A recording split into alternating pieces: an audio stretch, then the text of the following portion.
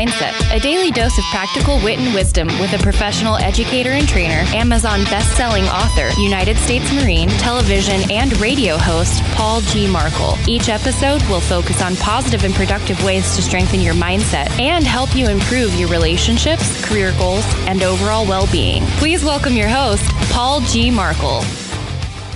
All right, welcome back to Morning Mindset. I am your host, Paul Markle, and thank you one more time. Can I thank you enough? I don't think I could possibly thank you enough, but thank you for joining me today. I hope that you are ready to close your mouth, open up both of your ears, and listen a little bit louder. And speaking of listening louder, how about that intro music? Yes.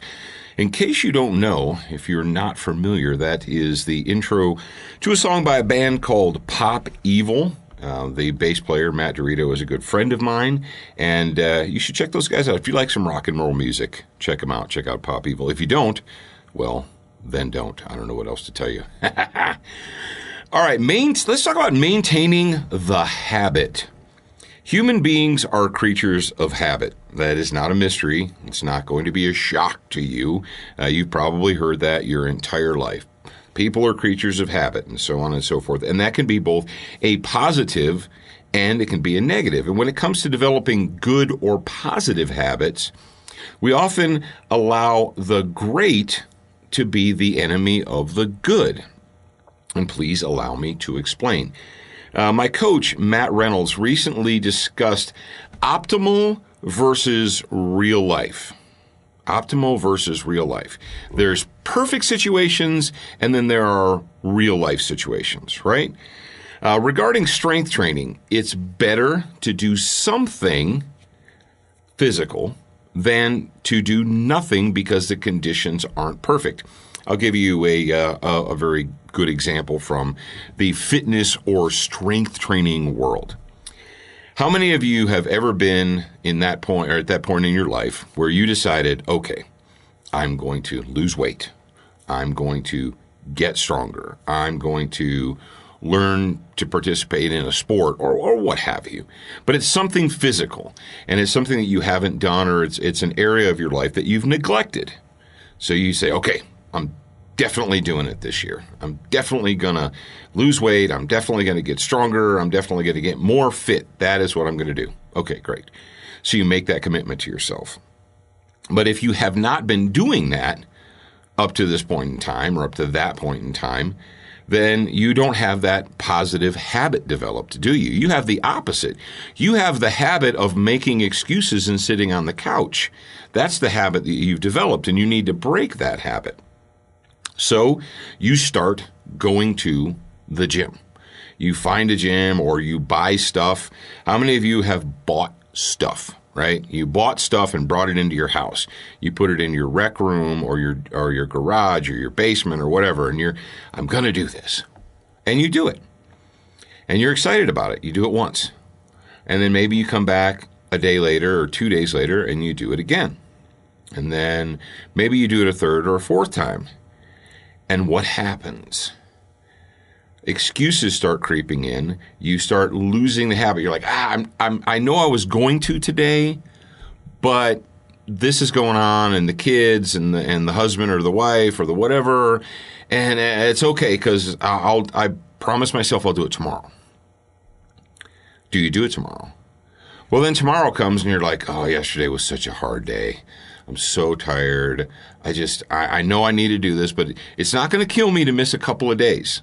How many times have you said that to yourself? Oh, it's not going to kill me to miss a couple of days. And one of the things that Matt and Scott were recently talking about on their show about strength training. Okay, when you're involved in strength training, especially barbell training, you need certain equipment, right? You need a genuine, no-kidding barbell set with accompanying weights, free weights, right? You need a rack of some sort, a squat rack, whether it's standing or whatever. You need some type of a rack system so you can get under the weight to do squats. You have some minimum requirements, right? Now, many people travel. Many people will, especially if you're a business person. If you're a successful business person, often being a part of of your successful business is you have to travel. You have to go on the road. And that's fine. But you've been doing strength training religiously. Let's say, Monday, Wednesday, Friday, or Tuesday, Thursday, Saturday, or whatever your schedule is, you're doing it. You're really legitimately doing it. Then it comes time for you to travel. And you find yourself in the Best Western resorts in, Provo, Utah, or Burlington, Iowa, or wherever you happen to be. And there's no barbell training gym there. And you say, well, all I've got is this, hotel fitness room. And the hotel fitness rooms, most of them just have what? An exercise bike, a treadmill, and then like some kind of a generic crappy Stairmaster if they even have that, or maybe 2 exercise bikes and 1 treadmill. And if you're lucky, they'll have a little rack over in the corner with some dumbbells in it, maybe, right? Some of them may have those all-in-one machines. If it's a fancy place, it'll have one of those all-in-one machines. Now, from an optimal versus real-life standpoint, if you're involved in serious barbell strength training, you walk into this little gym thing and you say, none of the stuff I need is here. There's no barbells, there's no racks. There's no point in me doing this because I can't do it right. I can't do what I'm supposed to do. And one of the things that Matt brought up, he said, I would rather, Matt and Scott, I don't want to dismiss Scott, is I would rather you do something versus nothing. Do not allow the great to be the enemy of the good. Is it great that the hotel fitness room just has a couple of bikes, a treadmill, and a rack of dumbbells? Is that a great optimal situation? No, it's not. But it's real life.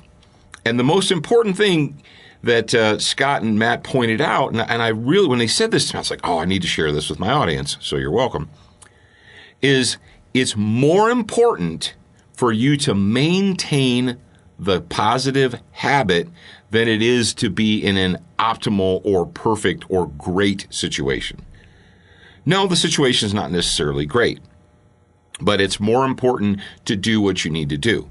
And when it comes to your own personal development, if you're trying to develop good habits, right? You genuinely want to develop good habits, and you've told yourself, I do. So rather than, let's say the fitness thing or the weight loss thing or whatever it happens to be, you told yourself, well, I'm going to do Monday, Wednesday, and Friday. I'm going to do it. And then Friday shows up and you're like, oh man, I'm busy and things and this and life and so forth, and I just can't do it. I promised myself I was going to work out 1 hour a day, 3 days a week for a total of 3 hours, right? That's my goal.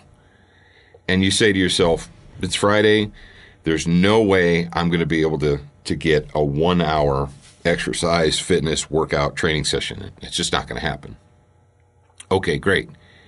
It would be better for you to take the time and do 15 minutes on Friday than it would be to do nothing. And you say, yeah, but I'm not going to be able to do all the stuff I want to do. I can't, I want to do this exercise and that exercise and this and this and this. And if I don't do all that, then I'm missing out. Yeah, that would be great. That would be optimal. But it's better for you to actually make yourself do it than it is to just do nothing. So when it comes to developing good habits and working on those good habits, you've made the investment in yourself, right? You've made the commitment to yourself, right? You have? All right. Then instead of accepting an excuse because the situation is not perfect or optimal, instead, just take the time and do it. You're better off taking 15 or 20 minutes than doing it not at all, because what happens? As we said, humans are creatures of habit, and pretty soon not doing the work will become a habit, right? All right. And that's all I've got to say to you guys today. It's let's do a little gut check. It's March now. At least it's March as I'm releasing this. I don't know when you're listening to it, but I released this in March, so we're a full 2+ months into the new year. How many of you know friends, neighbors, coworkers, and so forth that on, January 1st or maybe December 28th, they said, this year, for this new year, I'm losing weight, I'm getting fit, I'm going to get stronger. I used to be strong when I was young, and I let myself get soft. I'm going to do it. Okay. How many of those people, the middle of March, are still doing it? How many of them developed a good habit, worked on a good habit, and maintained that habit? Maybe you did. Maybe you didn't. Gut check time, right? All right, guys. That's it for today. Thank you once again for being with me. Today's show is brought to you by the book Team Honey Badger, Raising Fearless Kids in a Cowardly World. And if you have kids, if you have grandkids, if you know people that have kids, if you're thinking about having kids, if you've got one in the oven, pick up Team Honey Badger, How to Raise Fearless Kids in a Cowardly World. It's available on Amazon as a paperback or as a Kindle version. All right, folks, I'm Paul Markle, and I'll talk to you again real soon. Thank you for spending time with us today. To get show notes, submit a topic request, and for more from your host, Paul G. Markle, visit morningmindsetpodcast.com. That's morningmindsetpodcast.com. Please leave a review for this podcast on your favorite podcast player. We appreciate your time and effort, and we look forward to reading your honest feedback.